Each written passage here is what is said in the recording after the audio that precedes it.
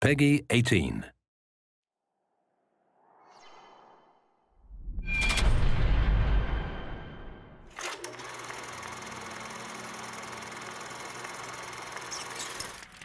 When you think about BioShock Infinite's characters, in BioShock 1, I think the biggest character in the world was actually the world of Rapture. And I think with Infinite, we're continuing that tradition as well, that there's a lot of narrative told in the world, and very much probably on the same scale as there was with BioShock 1. But we also saw an opportunity to bring the dynamic element of storytelling to the characters. And our challenge is, of course, is that we don't have a very presentational medium. I mean, you think about storytelling in a lot of games, you're thinking about going to a cutscene or being locked into place, and that's not something we really like to do. And so we created this character named, two characters, Booker and Elizabeth. One who's a character you inhabit, and the other one is a character that the AI inhabits. Back there at the shop, what you asked me to do. Let's not discuss it. No, what did that thing do to you? If he were to take me back, that's death, Mr. DeWitt. Or something so like it, I cannot tell the difference. Booker is, I think you're going to see him be multi-dimensional throughout the game. Starts off very, very simple, and if you know history at all, he's a former Pinkerton agent, which those were bad guys. Bad guys feared the Pinkertons.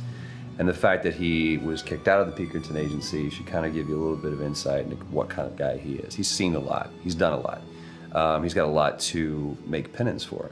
And when he's presented this opportunity, which at first is just a job to him, of getting Elizabeth out of her gilded cage and taking her from point A to point B, that's where I think his journey starts, not just in a literal sense, but more of a metaphorical sense as well. Looks as if some desperate fella called this place home. What does that make us? Liz is interesting because she is really coming of age in this story, and she's figuring out what kind of woman she wants to be, kind of getting out of that little girl thing, which has been, even though she's a little bit older, I think being held captive, I mean, I would assume her whole life, or however long Ken decides, she's been held captive by Songbird. That's kind of halted her growth in terms of defining her independence.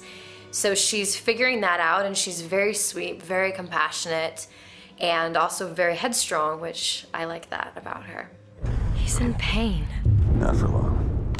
I need you to step back. Wait, there's a tear. See, right here. Elizabeth, it's just an animal. I can control it this time. It is too powerful. You won't be able to stop it. I wasn't asking for permission. In terms of what I look for in a voice actor, I look for somebody who can inhabit the role. And sometimes they'll bring something to the role that I had no idea, and I'll change the role. With both of them, I think I saw people who sort of inhabited the basics of what I saw in the character, but they were also very good at taking direction. They're very good at responding to feedback, and that's what I mean more. That it's less direction and more feedback, because a lot of times I don't even know what I want, and I'm just sort of saying, let's try in this area, and they're very open to that, and they're really